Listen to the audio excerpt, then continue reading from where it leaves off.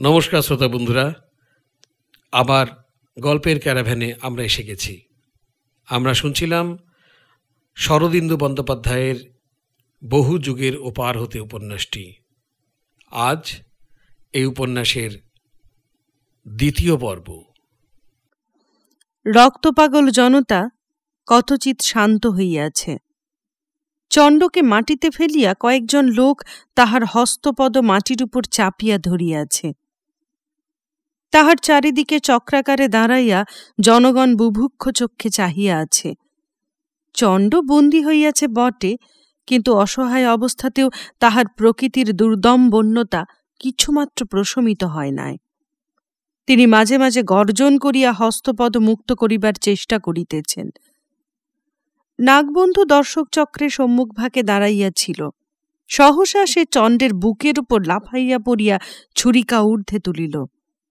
ছুরিকা চণ্ডের বক্ষে প্রবেশ করিত, যদি না এক বিপুলাকায় ব্যক্তি নাগবন্ধুর মণিবন্ধ ধরিয়া ফেলিত।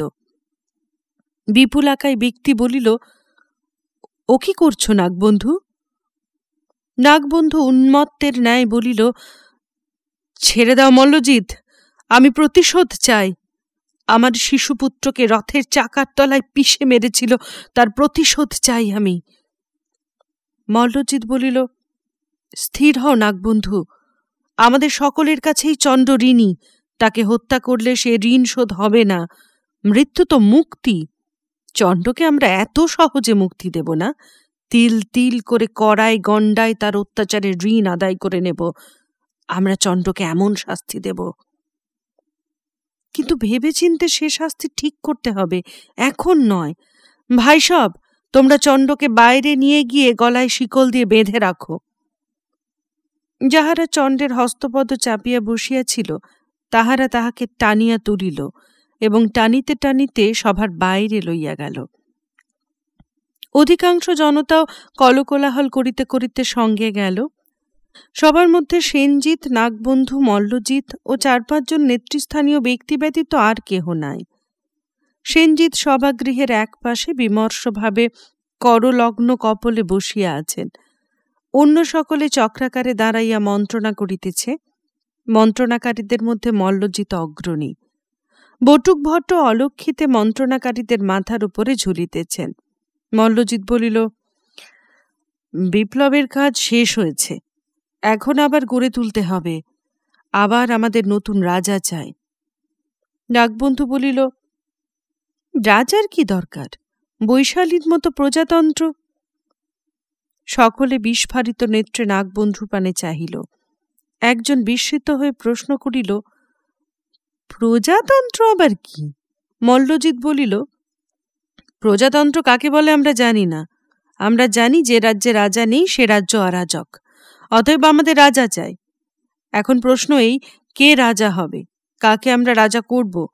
রাজা হবার যোগ্যতা কার আছে? সকলের দৃষ্টি ধীরে ধীরে সেনজিতের দিকে ফিরিল। সেনজিৎ এই মিলিত দৃষ্টির আঘাতে সন্ত্রস্ত হইয়া উঠিলেন। চকিত স্বরে বলিলেন, কি আমার দিকে চাইছ কেন? আমি রাজা হতে চাই না। না না না না না, তোমরা অন্য কাউকে। মল্লজিৎ হাত তুলিয়া সেনজিৎকে নিরস্ত করিল। ধীর কণ্ঠে বলিল, সেনজিৎকে রাজ্যের সকলে ভালোবাসে। সেনজিৎ শান্ত প্রকৃতির, নিরাভিমান হৃদয়বান মানুষ। আমার অভিমত সেনজিৎ রাজা হন।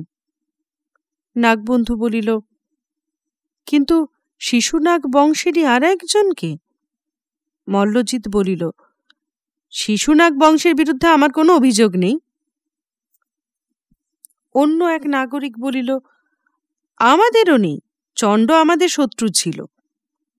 সেনজিৎ বিষণ্ণভাবে বললেন, কিন্তু কিন্তু সিংহাসনে আমার রুচি নেই। বন্ধুগণ, আমি এ সম্মানের যোগ্য নই। মল্লজিৎ বলিল, সে কথা জনসাধারণ বিচার করুক। সেনজিতের হাত ধরিয়া মল্লজিৎ সভাগৃহের এক প্রান্তে একটি মুক্ত বাতায়নের সম্মুখে উপস্থিত হইল। বাতায়নের বাহিরে পুরভূমির উপর বিক্ষুব্ধ জনর্মদ আবর্তিত হইতেছে। বাতায়নে মল্লজিতের সহিত সেনজিৎকে দেখিয়া তাহারা সোল্লাসে গর্জন করিয়া উঠিল। মল্লজিৎ হাত তুলিয়া তুর্য কণ্ঠে তাদের সম্বোধন করিল। মগধবাসী জনগণ, আমরা আমাদের প্রিয় বন্ধু সেনজিৎকে চণ্ডের পরিবর্তে সিংহাসনে বসাতে চাই। তোমাদের অভিমত আছে কিনা জানাও। জনর্মদ হইতে বিপুল হর্ষধ্বনি উত্থিত হইল। সেই সঙ্গে শঙ্খ ও শৃঙ্গ নিনাদ আকাশ বিদীর্ণ করিয়া দিল। সেনজিতের মুখে কিন্তু হাসি নাই, নাগবন্ধুর ললাট ও মেঘাচ্ছন্ন। সেনজিৎকে লইয়া মল্লজিৎ ও অন্য সকলে সভার মধ্যস্থলে গেল এবং সেনজিৎকে সিংহাসনে বসাইল। মুকুট, মুকুট কোথায়? সকলে ইতস্তত রাজমুকুট খুঁজিতে লাগিল। একজন সিংহাসনের পিছনে চণ্ডের শিরোচ্যুত মুকুট দেখিতে পাইল। এই যে বলিয়া সে মুকুট কুড়াইয়া লইয়া সেনজিতের মাথায় পরাইয়া দিল। এই সময় বটুক ভট্ট শৃঙ্খল যোগে ঊর্ধ্বলোক হইতে নামিয়া আসিলেন। দুই হাত তুলিয়া গম্ভীর স্বরে বলিলেন, জয়স্তু মহারাজ। বৈশালীর মন্ত্রভবনে একটি কক্ষে ৩ জন কুলপতি বেদির উপর বসিয়া আছেন। তাদের বয়স আরও বাড়িয়াছে। তাদের সম্মুখে পৃথক আসনে শিবামিশ্র হেঁট মুখে বসিয়া আছেন। প্রধান কুলপতি সহানুভূতিপূর্ণ স্বরে বলিতেছেন, আপনার এত দীর্ঘ সাধনা, এত দীর্ঘ প্রতীক্ষা সবই ব্যর্থ হল। আপনার শিশুনাগ বংশেরই একজন মগধের সিংহাসনে বসেছে। ক্ষণিক স্তব্ধ থাকিয়া শিবামিশ্র মুখ তুলিলেন। হ্যাঁ, মগধের প্রজাপুঞ্জ আবার শিশুনাগ বংশের একজনকে সিংহাসনে বসিয়েছে, কিন্তু আমার সাধনা এখনো ব্যর্থ হয়নি। এখনো আমার হাতে একটি অস্ত্র আছে, একটি অমোঘ অস্ত্র আছে। ভেবেছিলাম এ অস্ত্র ব্যবহার করতে হবে না, কিন্তু আর উপায় নেই। দ্বিতীয় কুলপতি প্রশ্ন করিলেন, কি অস্ত্র? কোন অস্ত্রের কথা বলছেন? শিবামিশ্র বলিলেন, মহামান্য কুলপতিগণ, এতদিন আমি আপনাদের কাছে কোনো সাহায্য চাইনি। মনে করেছিলাম আমি একাই শিশুনাগ বংশ নির্মূল করতে পারব, কিন্তু এখন আপনাদের কাছে আমার একটি প্রার্থনা আছে। প্রধান কুলপতি বলিলেন, কি প্রার্থনা বলুন? আমরা তো সর্বদাই সর্বভাবে আপনাকে সাহায্য করতে প্রস্তুত। শিবামিশ্র বলিলেন, ধন্য। মগধের সঙ্গে লিচ্ছবির ভিতরে ভিতরে শত্রুতা থাকলেও প্রকাশ্যে মিত্র ভাবই আছে। কুলপতিগণ সকলে মৃদুহাস্য করিলেন। তৃতীয় কুলপতি বলিলেন, হ্যাঁ, তা আছে। শিবামিশ্র বলিলেন, কিন্তু দীর্ঘদিন লিচ্ছবির কোনো রাষ্ট্রপ্রতিনিধি মগধের রাজসভায় উপস্থিত নেই। প্রধান কুলপতি বলিলেন, না, মগধও আমাদের রাজসভায় প্রতিনিধি পাঠায়নি, আমরাও পাঠাইনি। মগধে এখন নতুন রাজা, সুতরাং প্রতিনিধি পাঠালেও দোষের হবে না। আপনারা প্রতিনিধি পাঠান। শুধু আমার প্রার্থনা, আমি যাকে নির্বাচন করব তাকেই প্রতিনিধি পাঠাবেন। কুলপতিগণ পরস্পর দৃষ্টি বিনিময় করিয়া সম্মতিসূচক শিরসঞ্চালন করিলেন। আপত্তি কি? এতেই যদি আপনার কার্যসিদ্ধি হয়। শিবামিশ্র উঠিয়া দাঁড়াইলেন এবং 2 হাত তুলিয়া আশীর্বাদ করিলেন, আপনারা ধন্য। শিবামিশ্রের বাটি সংলগ্ন ক্রীড়াভূমি।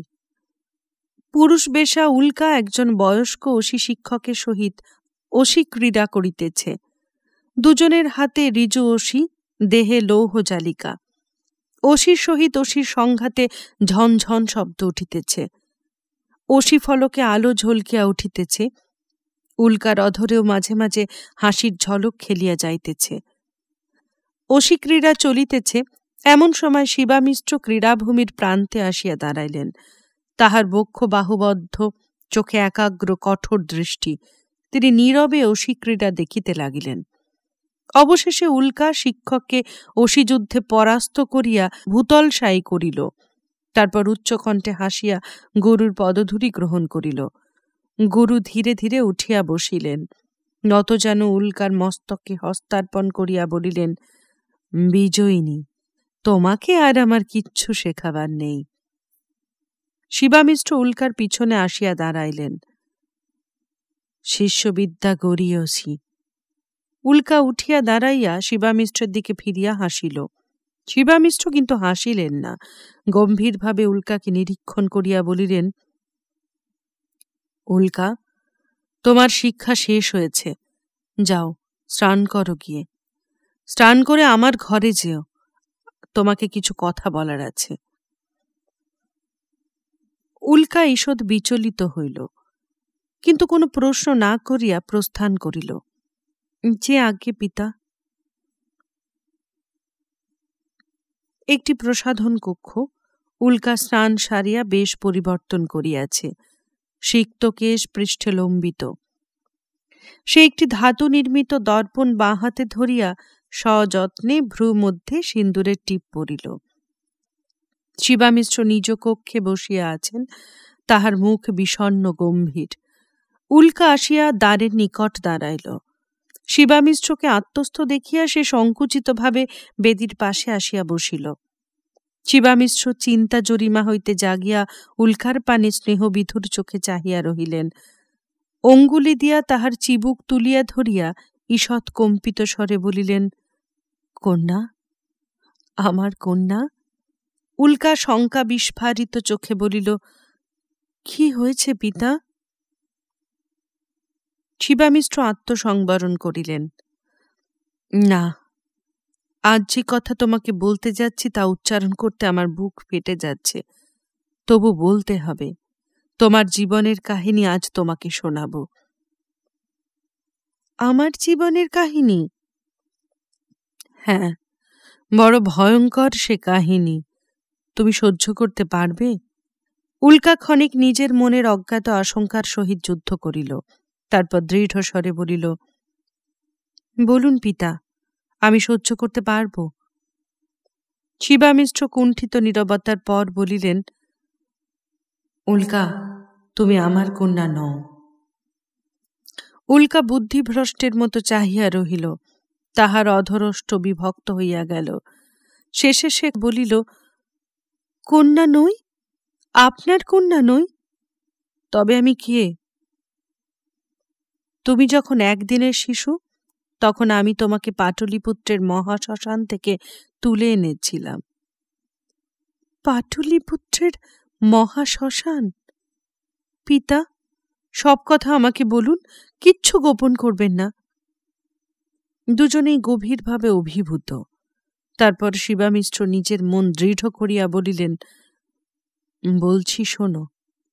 উল্কা, কন্যা আমার, যা বলছি সংযতভাবে শোনো, ধৈর্য হারিও না। না পিতা, আমি ধৈর্য হারাব না, আপনি বলুন। অতঃপর শিবামিশ্র উল্কার জীবন কাহিনী বলিলেন। উল্কা সারা দেহ ঋজু ও কঠিন করিয়া শুনিল, তাহার চোখের দীপ্তি অস্বাভাবিক। শিবামিশ্র অবশেষে বলিলেন, বৎসে, এই তোমার জীবনের ইতিহাস। তুমি 20 কন্যা। উল্কা মোহাচ্ছন্ন স্বরে বলিল, 20 কন্যা? 20 কন্যা যে পুরুষের সংসর্গে আসবে তার মৃত্যু হবে, তাই তোমার বিবাহ দিইনি। উল্কা নত দৃষ্টিতে কিয়ৎকাল বসিয়া থাকিবার পর চক্ষু তুলিল। পিতা, একটা কথা জিজ্ঞাসা করি, এই ইতিহাস আমাকে বলার কি প্রয়োজন ছিল? শিবামিশ্র কহিলেন, যতদিন প্রয়োজন হয়নি বলিনি, আজ প্রয়োজন হয়েছে উল্কা। প্রতিহিংসা সাধনের জন্য আমি বেঁচে আছি। চণ্ড আর মগধের সিংহাসনে নেই বটে, কিন্তু শিশুনাগ বংশ এখনো সদর্পে রাজত্ব করছে। এর প্রতিবিধান এখন এক তুমিই করতে পারো। উল্কা চমকিয়া বলিল, আমি আমি কি করে করতে পারি? শিবামিশ্র স্থির নেত্রে উল্কার পানে চাহিলেন। তুমি 20 কন্যা, শিশুনাগ বংশের উচ্ছেদ তুমিই করতে পারো। উল্কা তাহার কথার ইঙ্গিত বুঝিল, ক্ষণকাল নতমুখে থাকিয়া মুখ তুলিল। কি করতে হবে বলে দিন। যা বলবো পারবে? পারব। শিবামিশ্র তখন বলিলেন, শোনো, শিশুনাগ বংশের সেনজিৎ এখন মগধের সিংহাসনে। প্রজারা তাকে ভালোবাসে, তার বিরুদ্ধে মাৎসন্যায় করবে না। আমরা স্থির করেছি তোমাকে লিচ্ছবি রাজ্যের প্রতিনিধি করে পাটলিপুত্রে পাঠাবো। তুমি রাজসভায় আসন পাবে, সর্বদা সেনজিতের সঙ্গে তোমার দেখা সাক্ষাৎ হবে। সেনজিৎ বয়সে তরুণ, তার উপর শিশুনাগ বংশের রক্ত তার শরীরে আছে, বুঝতে পারছ? উল্কা দৃঢ় স্বরে বলিল, বুঝেছি পিতা, আর কিছু করতে হবে? শিবামিশ্র ক্ষণিক চিন্তা করিয়া বলিলেন, শুনেছি প্রজারা চণ্ডকে হত্যা করেনি। সে যদি বেঁচে থাকে, তোমার মা মরিকার ঋণ এখনো শোধ হয়নি। উল্কা উঠিয়া দাঁড়াইল, সে ঋণ আমি শোধ করব। শিবামিশ্র উঠিয়া দাঁড়াইলেন। উল্কা তাহার নিকটে আসিয়া তাহার হাত ধরিল, বলিল, পিতা, আপনার ইচ্ছা পূর্ণ হবে। যে দুরভিসম্পাত নিয়ে আমি জন্মেছি, আমার মায়ের নিষ্ঠুর হত্যার প্রতিশোধ নিয়ে তা সার্থক হবে। আপনি আমাকে কন্যার মতো পালন করেছেন, সে ঋণও এই অভিশপ্ত দেহ নিয়ে পরিশোধ করব। শিবামিশ্র উল্কার দুই স্কন্ধের উপর হাত রাখিলেন, তাহার কণ্ঠস্বর কাঁপিয়া গেল। উল্কা, প্রাণাধিকা কন্যা আমার, আশীর্বাদ করি বিজয়িনী হয়ে আবার আমার কোলে ফিরে এসো। উল্কা নতজানু হইয়া তাহার জানু জড়াইয়া ধরিল। দিবাদিপ্রহর পাটলিপুত্র নগরের উপকণ্ঠে মৃগয়া কাননকে চক্রাকারে বেষ্টন করিয়া নির্জন পথ গিয়াছে। মধ্যবয়স্ক কৃষক শ্রেণীর একটি লোক ওই পথ দিয়া আসিতেছে। তাহার মাথায় বৃহৎ ঝাঁকা, ঝাঁকার মধ্যে কয়েকটি কলার কাঁদি রহিয়াছে। মনে হয় লোকটি কদলী লইয়া পাটলিপুত্র নগরে বিক্রয় করিতে যাইতেছে। একটি বৃক্ষতলে আসিয়া লোকটি ঝাঁকা নামাইয়া বসিল, গামছা দিয়া নিজেকে বিজন করিতে লাগিল। তারপর এক কাঁদি সুপক্ষ কলা বাহির করিয়া নিশ্চিন্ত মনে খাইতে লাগিল। বাঁকের মুখে অনেকগুলি অশ্বের ক্ষুরধ্বনি শোনা গেল। লোকটি গলা বাড়াইয়া দেখিল, এক দল অশ্বারোহী আসিতেছে। অশ্বারোহীদের অগ্রে উল্কা, তাহার পাশে একটু পিছনে উল্কার প্রিয় সখী বাসবী, তাহাদের পশ্চাতে আরও 3টি তরুণী, সকলেরই পুরুষ বেশ। তাহাদের পিছনে 4 জন পুরুষ রক্ষী। কদলীভক্ষণ নিরত লোকটির পাশ দিয়া যাইবার সময় উল্কা অশ্ব স্থগিত করিল। পথিক, পাটলিপুত্রের পুরোদ্বার আর কতদূর বলতে পারো? পথিক কদলী চর্বণে বিরতি দিয়া বলিল, তা পারিবই কি ঠাকুরুন, ওই রাজপথ দিয়ে যদি যাও 4 কোষ পথ। ঘোড়ায় চড়ে যাচ্ছ, পৌঁছুতে 2-3 দণ্ড লাগবে। উল্কা জিজ্ঞাসা করিল, রাজপথ ছাড়াও অন্য পথ আছে নাকি? পথিক বলিল, আছে বই কি ঠাকুরুন, এই বনের ভিতর দিয়েও যাওয়া যায়, তবে ওটা রাজার মৃগয়া কানন, সাধারণ লোকের ওর ভিতর দিয়ে যাওয়া বারণ। উল্কা ভ্রুভঙ্গি করিয়া বলিল, বারণ? তবে আমি বনের ভিতর দিয়ে যাব, দেখি কে বারণ করে। তোমরা রাজপথ দিয়ে যাও। বাসবী উদ্বিগ্নভাবে বলিল, ও প্রিয় সখী, তুমি বনের ভিতর দিয়ে একলা যাবে? যদি হারিয়ে যাও? উল্কা হাসিয়া বলিল, ভয় নেই, আমি হারাবো না, দেখিস তোদের আগে পৌঁছব। উল্কা ছাড়া আর সকলে পথ দিয়া ঘোড়া ছুটাইয়া চলিয়া গেল। তারপর উল্কা মৃগয়া কাননে প্রবেশ করিল। পথিক কলা খাইতে খাইতে দেখিল, অস্ফুট স্বরে বলিল, দেবীর দেখছি এবার ঘটকে আগমন। মৃগয়া কাননের ভিতর দিয়া উল্কা চারিদিকে দেখিতে দেখিতে চলিয়াছে। কোথাও হরিণের দল, কোথাও সরোবরে মরাল সারস ক্রীড়া করিতেছে, কোথাও ময়ূর নাচিতেছে। একটি ঝিলের পাশ দিয়া যাইতে যাইতে উল্কা অশ্ব হইতে অবতরণ করিল। ঝিলের কিনারায় নতজানু হইয়া অঞ্জলি ভরিয়া জল পান করিল। জল পানান্তে পিছু ফিরিয়া উল্কা দেখিল ভীষণাকৃতি একটা লোক তাহার অশ্বের বলগা ধরিয়া দাঁড়াইয়া আছে। লোকটা মৃগয়া কাননের রক্ষী কুম্ভ। সে রূঢ় স্বরে বলিল, কে রে তুই? তোর কি প্রাণের ভয় নেই? আরে এ কি, এ যে নারী! উল্কা অধর কুঞ্চিত করিল। হ্যাঁ, নারী। তুমি কে? কুম্ভের উগ্রভাব তিরোহিত হইল। সে বলিল, আমি এই বনের রক্ষী। সুন্দরী, তুমি এই পথহীন বনে একলা এসেছ? বুঝেছি, অভিসারে এসেছ। তোমার নাগর কই? উল্কা উত্তর দিল না, বিরক্তিপূর্ণ চক্ষে চাহিয়া রহিল। কুম্ভ লুব্ধভাবে তাহার কাছে আসিয়া দাঁড়াইল। তা নাগরিকা, নাইবা এলো তোমার নাগর, অভিমান করে চলে যেও না। এসো, কাছেই আমার গুল্ম, চলো তোমাকে সেখানে নিয়ে যায়। উল্কা ঘৃণা ভরে তাহাকে পাশ কাটাইবার চেষ্টা করিল। ও কি, চললে যে? আমিও তো পুরুষ, আমার পানে একবার চেয়ে দেখোই না। কুম্ভ উল্কার হাত ধরিবার চেষ্টা করিল। উল্কা তীক্ষ্ণ কণ্ঠে বলিল, আমাকে ছুঁয়ো না অনার্য। কুম্ভের মুখ আরো কালো হইয়া উঠিল। অনার্য বটে, তবে দেখি আজ অনার্যের হাত থেকে কে তোমাকে রক্ষা করে। কুম্ভ বাম বাহু দ্বারা উল্কার কটিবন্ধন বেষ্টন করিয়া আকর্ষণ করিল এবং লালসাপূর্ণ মুখ উল্কার মুখের কাছে আনিল। বর্বর, জানিস না আমি বিষকন্যা? আমাকে ছুঁলে মরতে হয়। বিদ্যুৎ বেগে কটি হইতে ছুরিকা বাহির করিয়া উল্কা কুম্ভের পঞ্জরে বিদ্ধ করিয়া দিল। কুম্ভ কিছুক্ষণ অবাক হইয়া রহিল, তারপর গলার মধ্যে শব্দ করিতে করিতে মাটিতে পড়িয়া গেল। উল্কা অগ্নিপূর্ণ চোখে কুম্ভকে দেখিতে দেখিতে ছুরিকা আবার নিজ কটিতে রাখিল, তারপর এক লম্ফে অশ্বপৃষ্ঠে উঠিল। দিবা প্রায় তৃতীয় প্রহর। পাটলিপুত্রের উত্তুঙ্গ নগরদ্বার।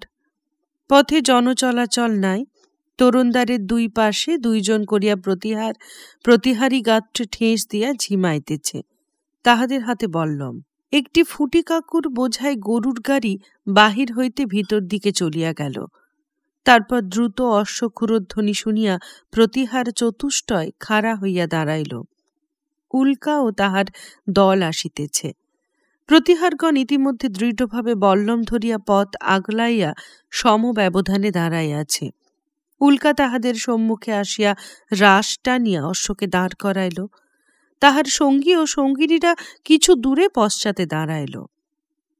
প্রতিহারদের মধ্যে যে ব্যক্তি প্রধান, তাহার গালপাট্টা ও গোঁফ বড় বড়। সে বলিল, কে যায়? উল্কা গর্বিত স্বরে কহিল, লিচ্ছবি রাজ্যের প্রতিনিধি। প্রতিনিধি মহাশয় কোথায়? উল্কা বলিল, আমি লিচ্ছবির প্রতিনিধি, পথ ছাড়ো। প্রধান প্রতিহার গোলাকার চক্ষু পাশের প্রতিহারের দিকে ফিরাইল। পাশের প্রতিহার চক্ষু গোল করিয়া তৃতীয় প্রতিহারের দিকে ফিরাইল।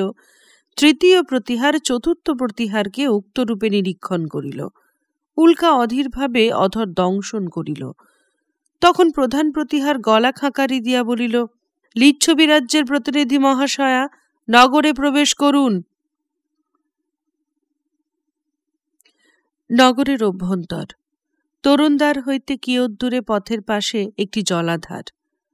প্রস্তর নির্মিত গোমুখ হইতে জল নিঃসৃত হইয়া জলাধারে সঞ্চিত হইতেছে।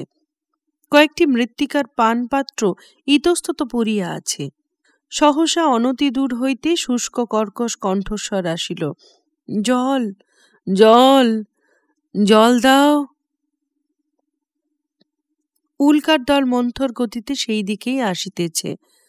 তাহারা জলাধারের পাশ দিয়া যাইবার সময় আবার সেই কণ্ঠস্বর শোনা গেল, জল, জল, জল দাও। উল্কা ঘোড়া থামাইল, বাসবীও আসিল। উল্কা আর সকলকে আগে বাড়িতে ইঙ্গিত করিল। তাহারা চলিয়া গেল। উল্কা ও বাসবী অশ্ব হইতে অবতরণ করিল। রাজপথ হইতে অদূরে একটি কণ্টকগুল্মের আড়ালে প্রস্তর নির্মিত একটি বেদী। বেদীটি সমচতুষ্কোণ, দৈর্ঘ্যে প্রস্থে 10 হাত। ভূতপূর্ব মগধেশ্বর চণ্ড ওই বেদীর উপর পড়িয়া আছেন। তাহার হস্তপদ শৃঙ্খলাবদ্ধ, মাথায় রুক্ষ জটিল কেশ, চোখে তীব্র হিংস দৃষ্টি।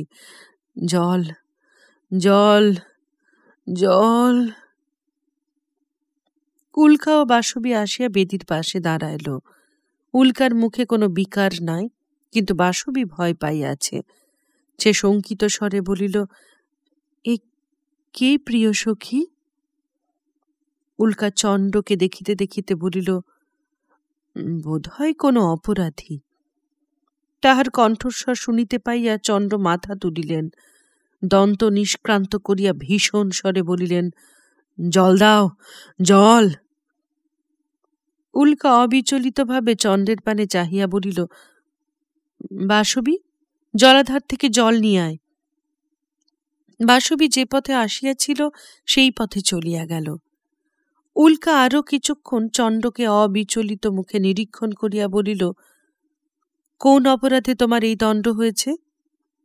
চণ্ড উত্তর দিলেন না, কণ্ঠের মধ্যে ক্রূর ব্যাঘ্রের মতো শব্দ করিলেন। বাসবী মৃৎপাত্রে জল লইয়া ফিরিয়া আসিল, কিন্তু চণ্ডের নিকট যাইতে ইতস্তত করিতে লাগিল। উল্কা তখন মৃৎপাত্র লইয়া চণ্ডের হাতে দিল। চণ্ড দুই হাতে পাত্র ধরিয়া জলপান করিলেন এবং শূন্য পাত্র দূরে নিক্ষেপ করিলেন। উল্কা প্রশ্ন করিল, কে তোমার এমন অবস্থা করেছে? শিশুনাগ বংশের রাজা? চণ্ড বিষাক্ত চক্ষে উল্কার পানে চাহিলেন। পথের কুকুর সব, দূর হয়ে যা, দূর হয়ে যা। বাসবী ভীতভাবে বলিল, এসো প্রিয় সখী, আমরা চলে যাই। উল্কা চণ্ডকে জিজ্ঞাসা করিল, কে তুমি? আমি কে তুই জানিস না? তুই জানিস না? আমি পাটলিপুত্রে নতুন এসেছি। চণ্ড উগ্রস্বরে বলিল, যা, দূর হ, দূর হয়ে যা। একদিন তোদের পায়ের তলায় পিষেছি, আবার যেদিন শিকল ছিঁড়ব, যা, এখন দূর হ। উল্কা সহসা প্রজ্বলিত চক্ষে চাহিয়া বলিল, তোমার নাম কি? চণ্ড গর্জন করিলেন, আমার নাম জানিস না, মিথ্যাবাদিনী? আমার নাম কে না জানে? আমি চণ্ড, মহারাজ চণ্ড, তোর প্রভু, তোর দণ্ডমুণ্ডের অধীশ্বর। আমি মগধের ন্যায্য অধিপতি মহারাজা চণ্ড। উল্কার সারা দেহ যেন বিদ্যুৎ শিখার মতো জ্বলিয়া উঠিল। সে এক পা আগে বাড়িল, অমনি বাসবী পিছন হইতে তাহার হাত ধরিয়া আকর্ষণ করিল। প্রিয় সখী, চলো আমরা যাই, এখানে কেউ নেই, আমার ভীষণ ভয় করছে। উল্কা বাসবীর দিকে ফিরিয়া মুখে ক্ষীণ হাসি টানিয়া আনিল, বলিল, বাসবী, তুই যা, তোরা সকলে ওই পিপ্পলি গাছের তলায় অপেক্ষা কর, আমি এক্ষুনি যাচ্ছি। বাসবী একটু দ্বিধা করিল। উল্কা তাহাকে লঘু হস্তে ঠেলিয়া দিল, তারপর চণ্ডীর দিকে ফিরিল। বাসবী চলিয়া গেল। উল্কা গভীর বিরাগ ভরে বলিল, তুমি ভূতপূর্ব রাজা চণ্ড? চণ্ড বলিলেন, ভূতপূর্ব নয়, আমিই রাজা। আমি থাকতে মগধে অন্য কোনো রাজা নেই। উল্কা বলিল, তোমার প্রজারা তাহলে তোমাকে হত্যা করেনি? দণ্ড দম্ভ ভরে বলিলেন, আমাকে হত্যা করবে এত সাহস কার আছে? যেদিন শিকল ছিঁড়ব। চণ্ড শিকল ছিঁড়িবার চেষ্টায় দুই বাহু আস্ফালন করিতে লাগিলেন। শিকল কিন্তু ছিঁড়িল না। উল্কা কুঞ্চিত চক্ষে চাহিয়া বলিল, মহারাজ চণ্ড, মরিকা নামে রাজপুরীর এক দাসীকে মনে পড়ে? শেষ হল শরদিন্দু বন্দ্যোপাধ্যায়ের উপন্যাস বহু যুগের ওপার হতে এর দ্বিতীয় পর্ব। পরবর্তী পর্ব নিয়ে ফিরব খুব শিগগিরই। ততদিনের জন্য শুনতে থাকুন গল্পের ক্যারাভ্যান।